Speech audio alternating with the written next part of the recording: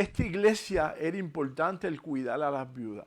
Y ellos, los helenísticos griegos que habían venido a los caminos del Señor, leían el Antiguo Testamento y veían, wow, Dios verdaderamente atiende nos habla tanto de las viudas.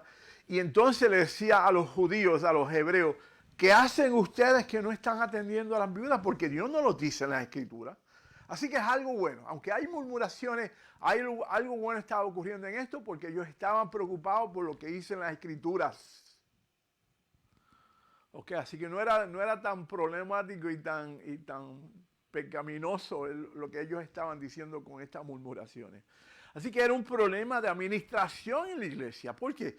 Porque era normal que una iglesia estuviese creciendo de miles en miles tan rápidamente y ellos no estaban siendo atendidos. Todas las cosas que tenía que atender la iglesia. ¿Ok? Así que el crecimiento de una iglesia trae no solamente bendición, trae problemas y retos que tenemos que atender. Gracias a Dios que nosotros somos una iglesia pequeña. No, yo no tendría, ni Jorge ni yo tendríamos pelo ya si nosotros tuviésemos una iglesia de miles de personas. Así que ellos dijeron, mira lo que dijeron en Hechos 6 del capítulo 2 al 3. Somos los apóstoles diciendo, y entonces los 12, estamos hablando de Matías incluyendo ellos, convocaron a la multitud de los discípulos y dijeron, no es justo que nosotros dejemos la palabra de Dios para servir a las mesas. Y ahí la palabra servir quiere decir diáconos en griego. No es justo que nosotros dejemos la palabra de Dios porque para eso Dios los había llamado.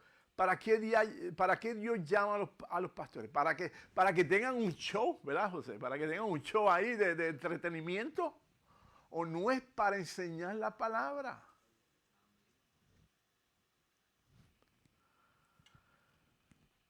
Decían ellos, no es justo que nosotros dejemos la palabra de Dios para servir a las mesas. ¿Las mesas eran importantes? Seguro que sí. Lo que pasa es que un pastor no puede hacer todas las cosas. El pastor no puede enseñar y atender a las viudas que estaban en necesidad y era justificado la necesidad que ellas tenían. Y por eso es que es el cuerpo de Cristo. Por eso es que Dios llama y da talento y da gift y da dones para que una iglesia se ejecute todos trabajando en un mismo pensamiento, un mismo objetivo, y es glorificar al Dios de los cielos. Por eso es que Dios le ha dado dones a Adrián para cantar. Y no se lo ha dado a José. Pobrecito, si José hubiese estado cantando aquí, hubiésemos estado cerrando ya.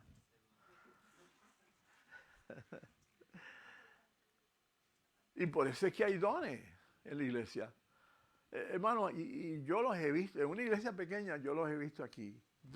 Todo esto que ustedes ven aquí, no fue porque el pastor la hizo, no, de ninguna manera. Lo hicieron hermanos que aman al Señor y que tienen el mismo corazón de servirle al Señor como uno también. Y ese es el cuerpo ministerial que Dios llama a la iglesia.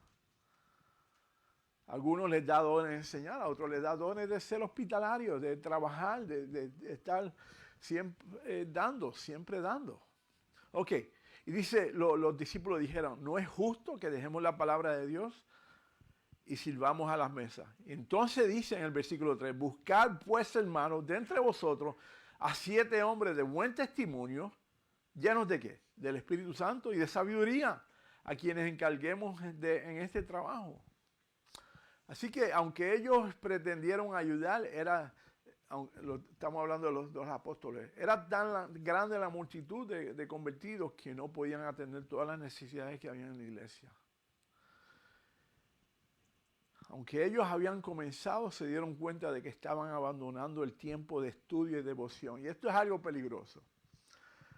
Ellos querían seguir atendiendo, ellos estaban atendiendo a las viudas, pero en un momento dado se dieron cuenta de que ya no podían hacer todas las cosas a la misma vez. Estamos hablando de una iglesia de 20,000 miembros. Ellos se dan cuenta de que habían abandonado el estudio de la palabra y la oración. que es tanto requerido en el ministerio de enseñanza. Ellos entendían de que estaban pasando menos tiempos a solas con el Señor, el cual es tan indispensable para el trabajo del maestro, del pastor, del quien enseña. Y esto es algo que yo he aprendido a fuerza de cantazo por errores en mi vida. A los 22 años, a los 18 años, Dios nos llama bien lindo a levantar una iglesia, que hoy día son una iglesia de miles de personas. A los 22 años Dios me saca de allí para levantar a otra iglesia. Y estaba trabajando en una empresa, tenía 3 hijos. Y llegué a un momento donde me descuidé en mi relación personal e íntima con el Señor. ¿Por qué? Porque era tanto. Yo era chofer de la iglesia también. Yo era el diácono. Yo era el que limpiaba la iglesia después del servicio. Yo era el que, Enrique a lo mejor no me va a creer, pero yo era el que recogía las cosas y que preparaba las sillas. Enrique, ¿no me crees? Ay. Y lo que pasa es esto, hermano. Cuando tú te conviertes tan activo y en haciendo cosas y abandonas tu relación íntima con Dios, ahí las cosas no son buenas. Cuando la obra y el trabajo es más importante que tu intimidad y tu relación y tu comunión con Dios, ahí tienes problemas y vas a tener problemas y tienes conflictos y vas a tener dificultades en tu servicio a Dios. Y esto es peligroso para el ministro. Yo llegué a un momento donde mi relación con Dios se enfrió y esto eventualmente me afectó espiritualmente. Nosotros no podemos descuidar el tiempo a solas con Dios. De ahí es que nosotros nos nutrimos, de ahí es que nosotros aprendemos, de ahí es que Dios nos ministra, de ahí es que nosotros aprendemos a depender de Dios en el ministerio y a confiar en Él. Y ahí es que crecemos en Él. No es trabajando. Y hay veces que mire hermano, y esto es un conflicto que la mayoría de nosotros tenemos. ¿Por qué? Porque venimos de esa iglesia que nos enseñó desde pequeño a que hay que trabajar para tú ganar el cielo. Y el problema que tenemos con eso es un conflicto porque ya está en nuestros genes, ya está en nuestro DNA que tenemos que trabajar y tenemos que hacer para conseguir el favor de Dios. Cuando nosotros hemos venido a los caminos del Señor, hemos estudiado su palabra y entendemos que no hay que hacer nada para nosotros tener el favor de Dios. Él nos los da gratuitamente, deliberadamente, y Él nos ama increíblemente. Ahora, como consecuencia de esa relación, entonces sí deberíamos de estar sirviéndole a Dios y obedeciéndole y haciendo obras de piadosas. Pero no debe ser lo opuesto.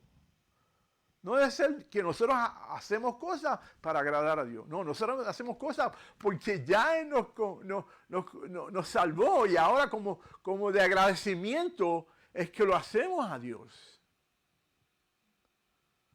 Pero no debemos de perder ese orden, ¿verdad? De que nosotros trabajamos no porque queremos alcanzar algo, ni porque queremos la atención de Dios, sino porque queremos honrarlo a Él, agradarle a Él, servirle a Él, en bendición de todo lo que Él nos ha dado. Esto es bien importante que nosotros lo entendamos, porque esto es esencial en nuestra vida. Y máxima a nosotros, que la mayoría de nosotros viene de esta formación cristiana, ¿verdad? Donde tenías que trabajar para alcanzar algo. No es acerca de nosotros. Nosotros oramos y leemos la palabra no para saber más, sino para conocerlo más. Y así es como nosotros desarrollamos esa identidad con Dios y esa intimidad con Él. Tenemos que estar llenos del Espíritu Santo. ¿Por qué? Porque es una guerra espiritual. Tenemos que estar llenos del Espíritu Santo para poder entonces nosotros discernir las cosas, para lidiar con las acusaciones, con los golpes, con las decepciones, con los ataques dentro de la familia, dentro de la iglesia, el poder saber aconsejar cuando vienen cosas difíciles y hermanos con dificultades. Por eso es que oramos y conocemos a Dios a través de las Escrituras.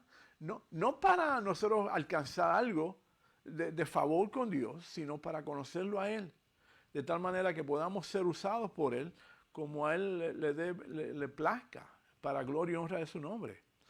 Hermano, es más importante saber que nosotros no tenemos la capacidad de poder atender todos los problemas de la familia de Dios, a menos que no seamos dirigidos por el Espíritu Santo.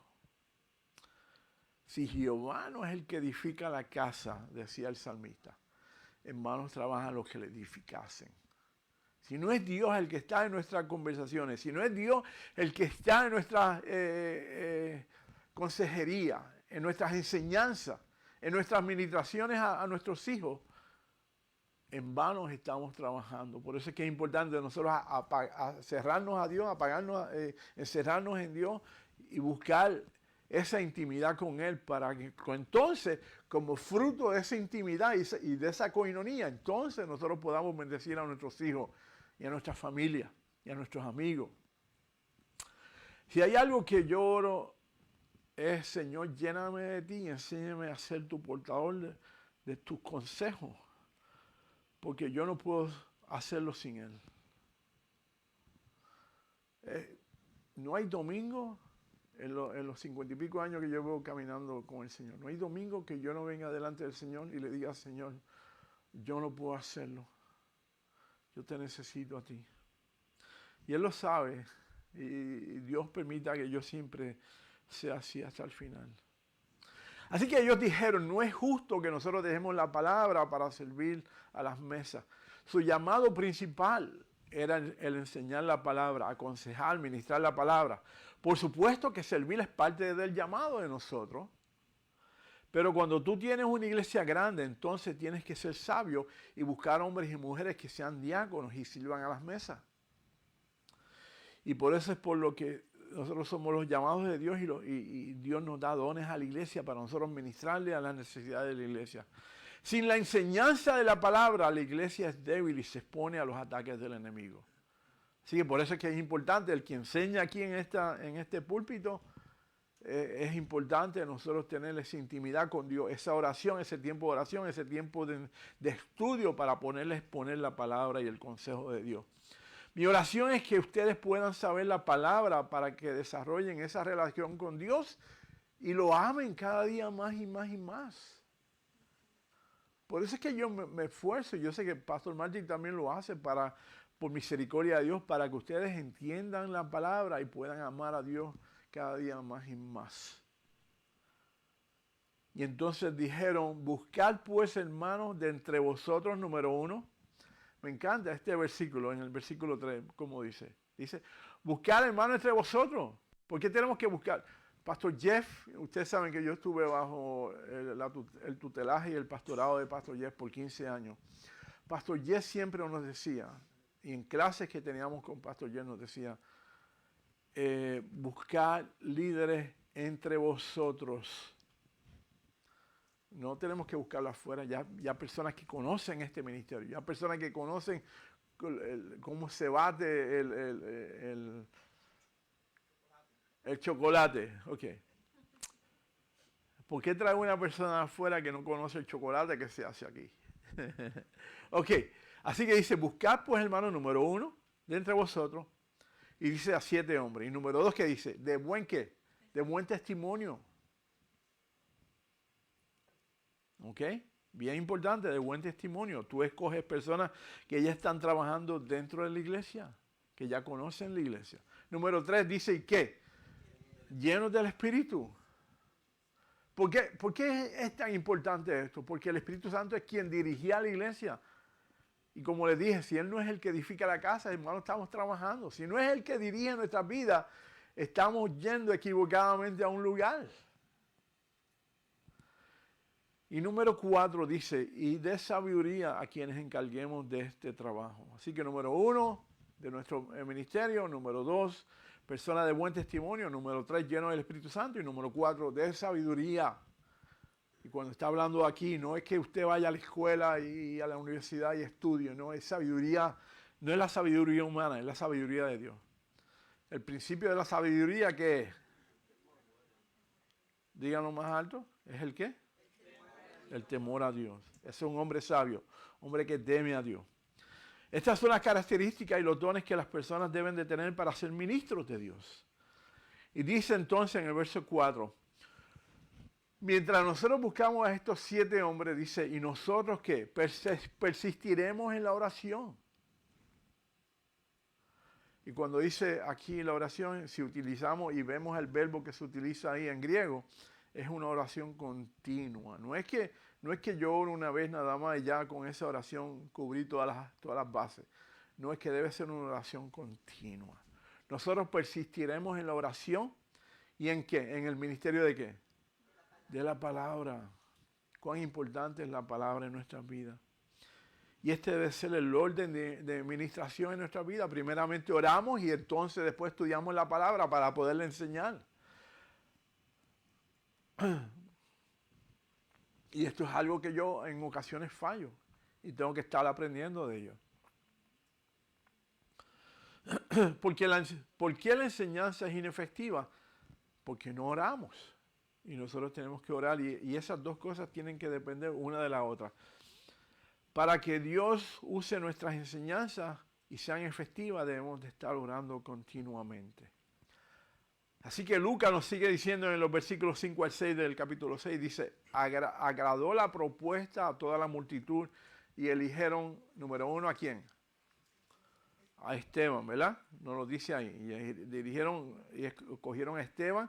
Y el próximo capítulo vamos a ver cómo Esteban dio el mensaje más precioso que hay en el Nuevo Testamento. Mejor mensaje que el de Pedro, mejor mensaje que, bueno, no quiero decir Jesucristo, pero el mejor mensaje del Nuevo Testamento lo ha dado Esteban. Fue tan fuerte y tan sabio que Pablo después copia ese mensaje y lo da después. Porque Pablo estaba allí cuando Esteban estuvo dando ese mensaje. Dice a Esteban, hombre lleno de fe y del Espíritu Santo. Así que era un hombre lleno de fe y del Espíritu Santo. Y dice entonces a Felipe, y lo vamos a ver en el capítulo 8 de los Hechos, como el ministerio de Felipe, como Dios lo utiliza para ir por primera vez a los gentiles y predicar el evangelio a los gentiles, que son en este caso los samaritanos. Y vemos un avivamiento, lo vamos a ver en el capítulo 8 de Hechos.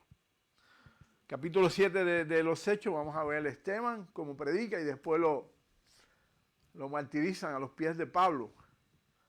Y entonces el capítulo 8 vamos a ver el ministerio de Felipe.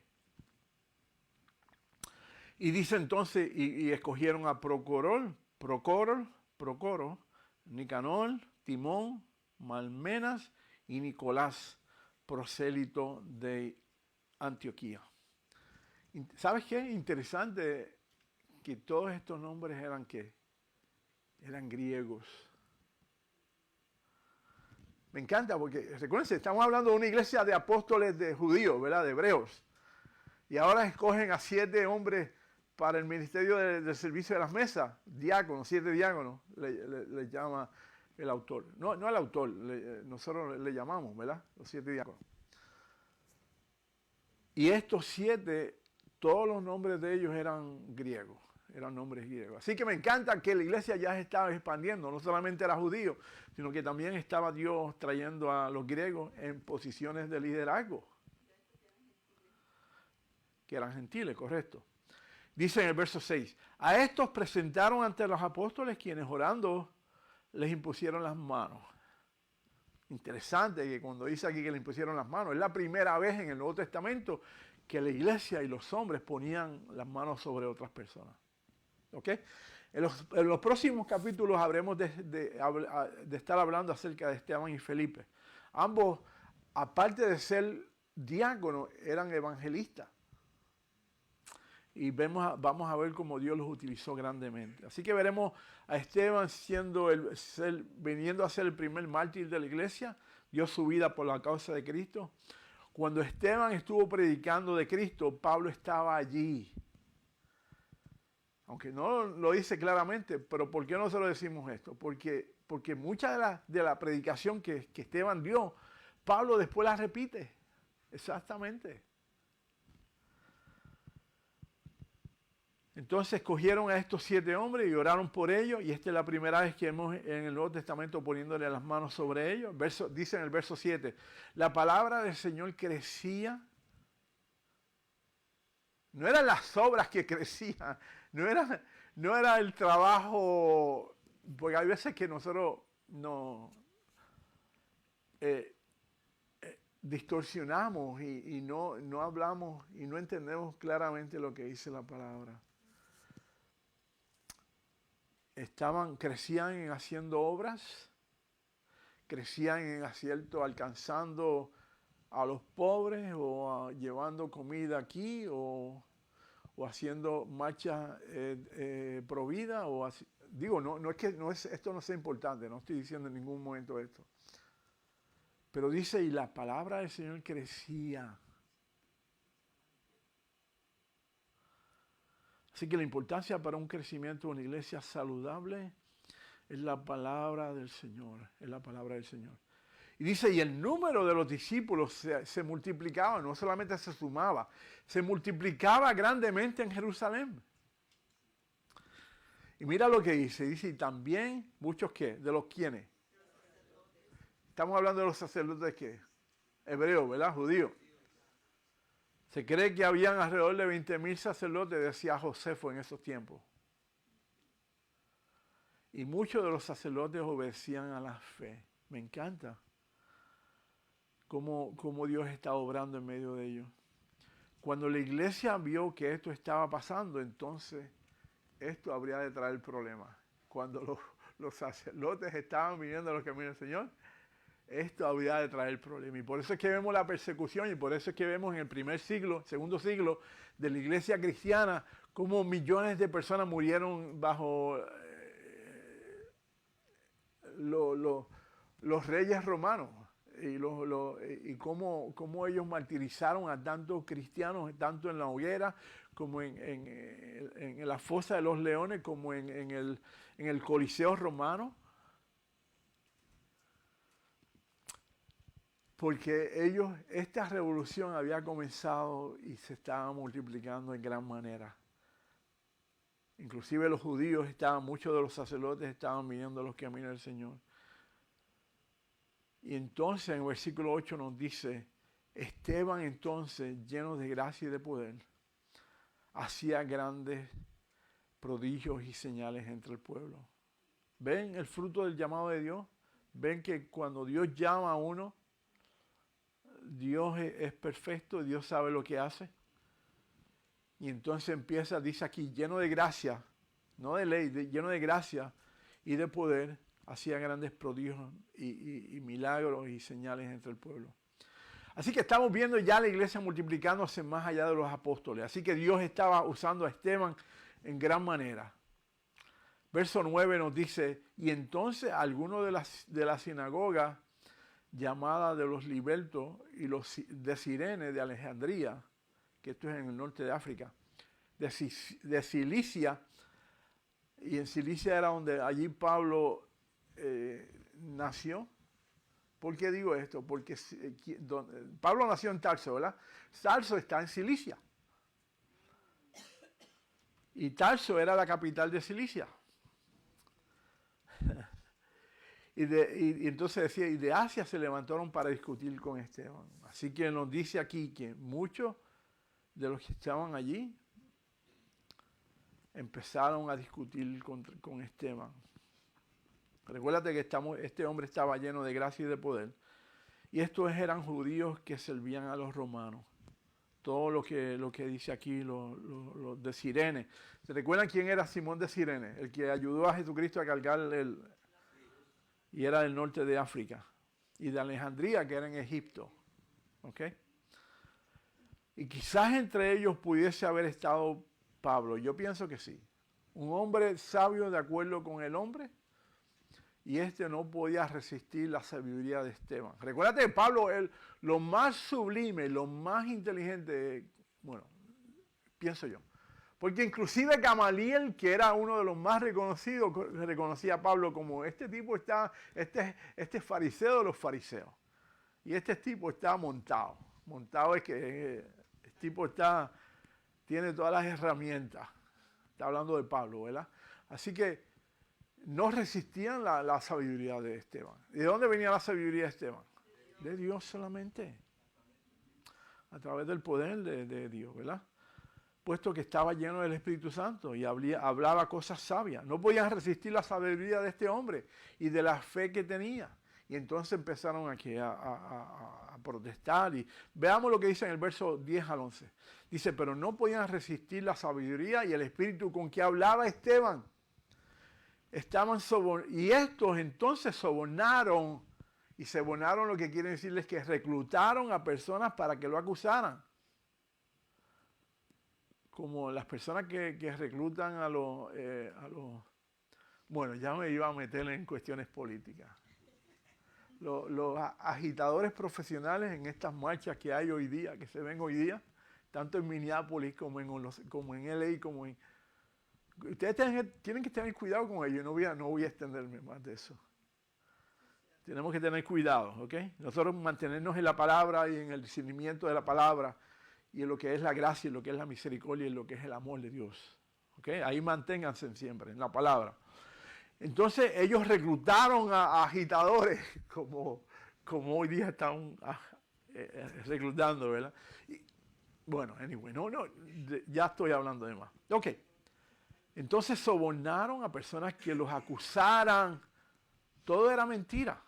Y este sería acusado de blasfemia, igual que Jesucristo, delante del Sanedrín. Dice, y entonces sobornaron a algunos de ellos para que dijeran que los habían oído hablar palabras blasfemas contra Moisés y contra Dios. Así que habían reclutado a profesionales para que los acusaran falsamente delante de los líderes de la nación judía. Lo mismo que hicieron con Jesucristo en el Sanedrín. Versos 12 y 14, y con esto acabo. Dice, y alborotaron al pueblo, a los ancianos y a los escribas, y arremetiendo los arrebataron y los trajeron al concilio. ¿A quién? A Esteban y a todos los que estaban predicando. Pusieron testigos falsos que decían, este hombre no cesa de hablar palabras blasfemas contra este lugar santo y contra la ley. Esteban está diciendo eso. No, Esteban estaba hablando de Jesucristo. ¿No fue la misma acusación que hicieron contra Jesucristo? Seguro que sí. Dice en el versículo 14, pues le hemos oído decir que ese Jesús de Nazaret destruirá este lugar y cambiará las costumbres que nos transmitió Moisés. De eso mismo acusaron a Jesucristo. ¿Se recuerdan cuando le dijeron, ¿y acaso tú no dijiste que tú habías de destruir este templo? Jesucristo estaba hablando del templo espiritual. No estaba hablando del templo físico. Ok, el versículo 15 dice, y entonces todos los que estaban sentados en el concilio, al fijar los ojos en él, ¿qué vieron? Vieron su rostro como el rostro de un ángel. Estamos hablando de Esteban. Todas las ejecutaciones, Esteban estaba allí al frente del concilio, 52 personas eran en el concilio, 51, 52. Bueno, estaban allí. Y estaban siendo acusados, habían traído a profesionales mentirosos a acusarlos para que hablasen mal de Esteban, que él estaba hablando mal de Moisés y de los antecedores de la nación judía. Estos estaban asombrados porque el rostro de este resplandecía como la de un ángel, posiblemente brillando. Y esto nunca habían visto a nadie como este. Esteban atónico que esto estuviese pasando mientras los acusaban. Este habría de levantarse para predicarles a Cristo y eso lo vamos a ver en el próximo capítulo. Hermano, la iglesia habrá de ser probada. Vente, Adrián. La iglesia habrá de ser probada y nosotros habremos de ser cuestionados y posiblemente habremos de ser cuestionados falsamente. Y esto quizás ocurra con nuestros familiares, quizás ocurra contra nuestras amistades, quizás nos acusen de fanáticos, y a mí me encantaría que me acusaran de fanático, porque no soy fanático, pero parezco un fanático, pero...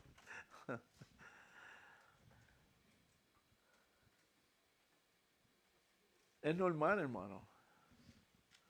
¿Se recuerdan la última bienaventuranza que Jesucristo les da a los discípulos en el capítulo 5 de Mateo? Se lo dije el domingo pasado. Dice, bienaventurados sois cuando os digan toda clase de mal contra vosotros, mintiendo. Y Jesucristo le dice, gozaos y alegraos porque vuestro galardón es el grande en los cielos. Porque ni aún así dijeron, no recuerdo lo que dice, contra los apóstoles, no, los profetas, qué sé yo.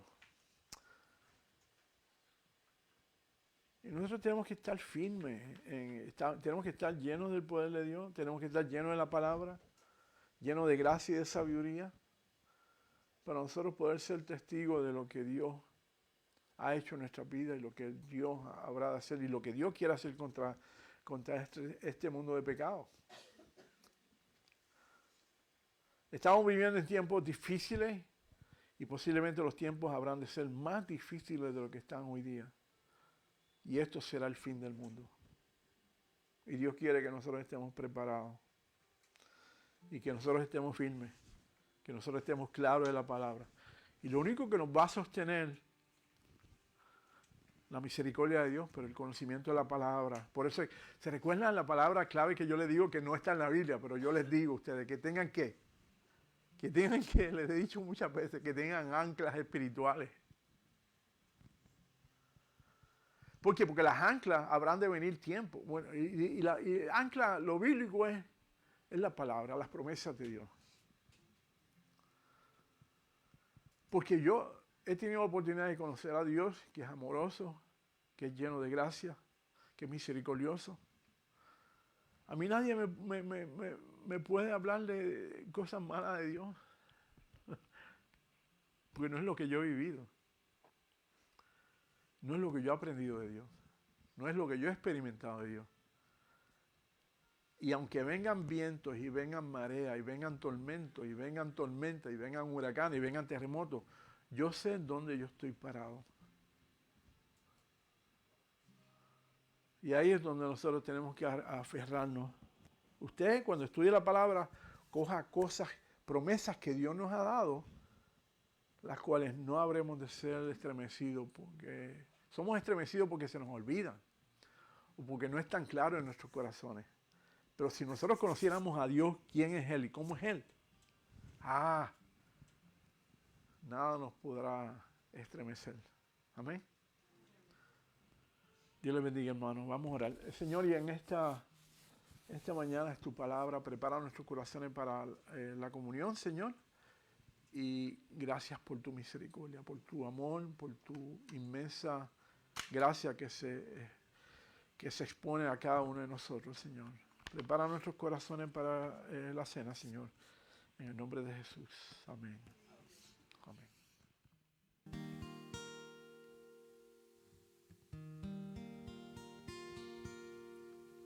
Me has tomado en tus brazos y me has dado salvación. De tu amor has derramado en mi corazón.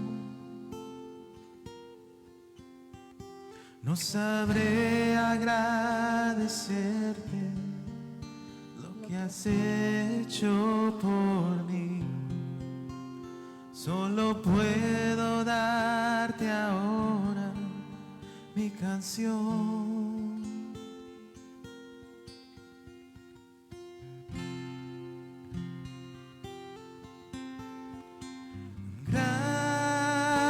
Gracias, gracias Señor, gracias mi Señor Jesús.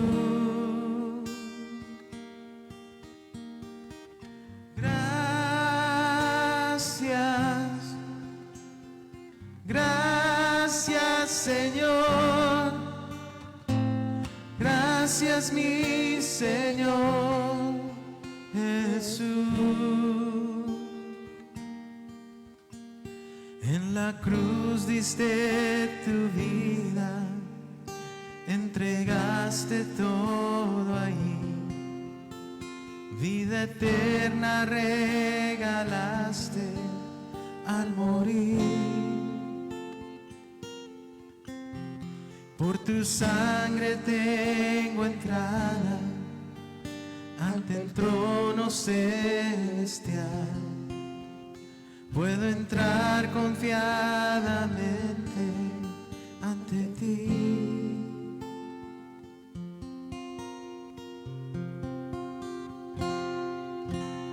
Para darte las gracias.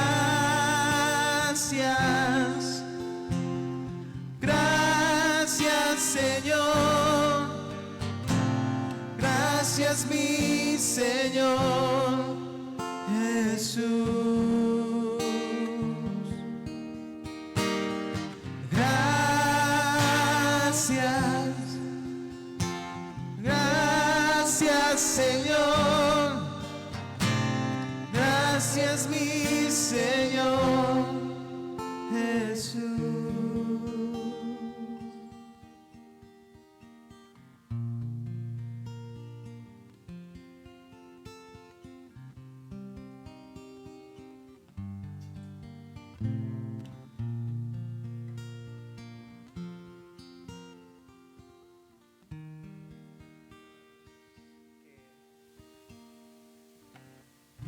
Tomamos la Santa Cena,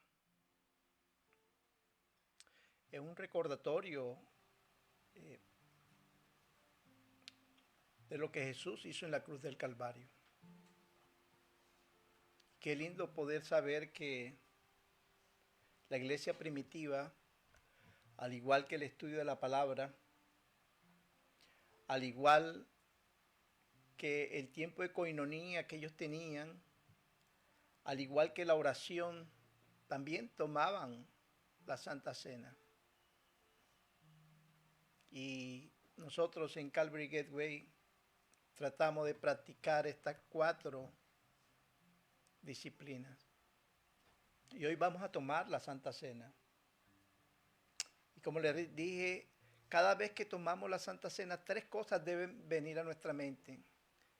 La primera es el sacrificio hecho por Jesús en la cruz del Calvario. Sacrificio que a través de lo que Jesús hizo allí, tú y yo tenemos vida eterna. Y Jesús no murió por unos cuantos. Jesús murió por toda la humanidad. La Biblia nos enseña en Juan 3:16 que de tal manera amó Dios al mundo que ha dado a su unigénito Hijo para que todo aquel que Él crea no se pierda, mas tenga ¿qué? Vida eterna. Y es todo aquel y el mundo. O sea, algunos piensan que Jesús murió por algunos cuantos, pero no, Él murió por todos, especialmente por aquellos que creen en Él como su único Señor y Salvador. Otra cosa que debemos de tener presente es la segunda venida del Señor. El Señor va a venir por su iglesia. Va a venir por ti, por mí. Pero la Biblia nos enseña que Él no retarda su promesa como algunos tienen por tardanza, sino es que es paciente para con nosotros, para que ninguno se pierda, sino que todos vengan ¿qué? Al arrepentimiento. Y la segunda venida de Cristo es una invitación para cada uno de nosotros. Nos invita ¿a qué? A la fe, nos invita a la paciencia.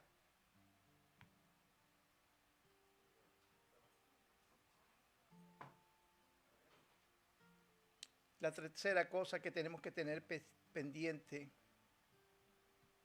es el examinarnos a nosotros mismos. Y yo te pregunto en esta mañana, ¿cómo está tu corazón en el día de hoy? Es una buena pregunta que cada uno de nosotros deberíamos hacernos. ¿Cómo está mi corazón en esta mañana? Y no es para señalar, no es para juzgar, sino es para que nosotros estemos en esa comunión con el Señor. Yo te invito en esta mañana, tómate un minuto de tu tiempo, un minuto nada más, y habla con el Señor. Ponte a cuenta con Él en esta mañana. Habla con el Señor un minuto nada más.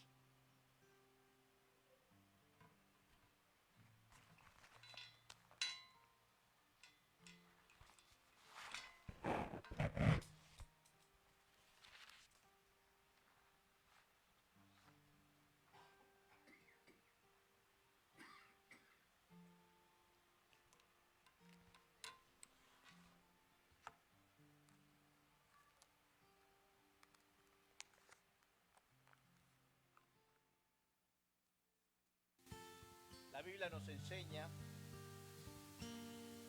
que el Señor Jesús, la noche que fue entregado, dice que después de haber dado gracia, lo tomó y lo dio a sus discípulos diciendo: tomad y comed, que este es mi cuerpo. Haced esto en memoria de mí. Vamos a orar. Padre bendito, amado, gracias, mi Dios mío, por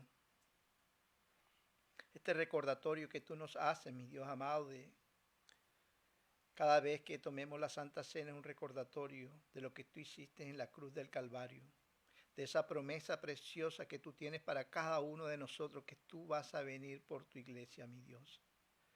Igualmente, mi Dios mío, el hecho de estar en comunión contigo, mi Dios amado, nos lleva a examinarnos a cada uno de nosotros, mi Dios. Padre, y cada vez que comemos este pan, mi Dios mío, cada vez que masticamos este pan, mi Dios mío, es un recordatorio, Padre bendito, de cada latigazo que a ti te dieron cuando estabas allí en la cruz, mi Dios. Cada maltrato, cuando cada de esos latigazos arrancaban parte de tu cuerpo, mi Dios mío. Y esto es un recordatorio, mi Dios amado, de ese amor incondicional, mi Dios mío, que tú hiciste por nosotros, mi Dios. Pueden comer del pan.